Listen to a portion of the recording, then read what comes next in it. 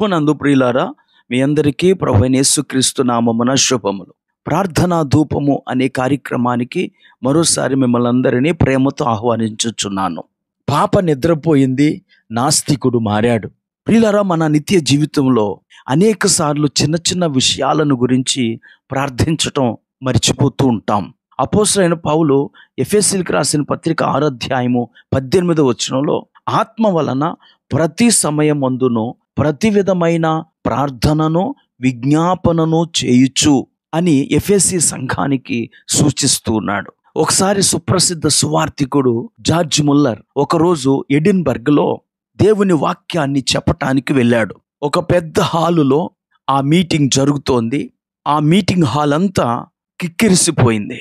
వచ్చిన ఆ ప్రజలను చూచి అక్కడ ఏం జరుగుతుందో చూద్దామని, తమాషా చేద్దామని ఒక పేరు పొందిన నాస్తికుడు కూడా ఆ హాలులోనికి వచ్చి కూర్చున్నాడు. ప్రసంగం మొదలైందో లేదో ఒక పసిపాప గట్టిగా ఏడవటం ప్రారంభించింది. ఆ చుట్టుపక్కల వాళ్ళందరూ వాక్యమును వినలేకపోతున్నారు. జార్జ్ ముల్లర్ గారు కూడా ఆ పసిపాప ఏడుపు వల్ల చాలా డిస్టర్బ్ అవుతున్నాడు. అది గమనించిన ఆ పాప తల్లి ఆ పాపను తీసుకొని బయటికి వెళ్ళటానికి ప్రయత్నం చేయసాగింది. అయితే హాలు నిండా జనము కిక్కిరిసి ఉండడంతో, ద్వారం చాలా దూరంగా ఉండడంతో ఆమె సంశయంగా అటు ఇటు దిక్కులు చూస్తోంది. అది చూచిన ముల్లర్ గారు ఆ వేదిక మీద నుండి ఆ తల్లితో ఇలా అన్నాడు, అమ్మా, నీవు దయచేసి కూర్చుంటే నీ బిడ్డను నిద్ర పెట్టమని మన ప్రభువును వేడుకుందాం అని చెప్పాడు. వెంటనే ఆ తల్లి అక్కడే చతికిలు పడి కూర్చుంది.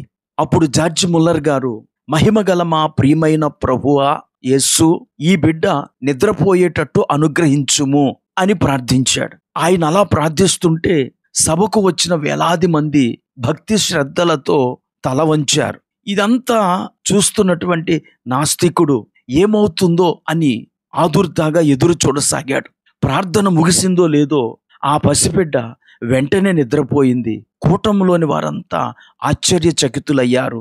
ఇది గమనిస్తున్న నాస్తికుడు వెంటనే ఈ బోధకునికి ఇట్టి శక్తిగల దేవుడు ఉంటే ఆ దేవుణ్ణి నేను కూడా వెతకి కనుగొంటాను అని తీర్మానించుకున్నాడు.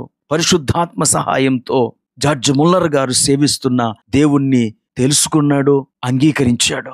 ప్రియులారా, ఆ నాస్తికుడు ఏ విశ్వాసాన్ని నాశనం చెయ్యాలని ప్రయత్నం చేసి అక్కడికి వచ్చాడో ఆ విశ్వాసాన్ని బలంగా చేపట్టి వేలాది మందికి సువార్తను ప్రకటించే సేవకుడయ్యాడు.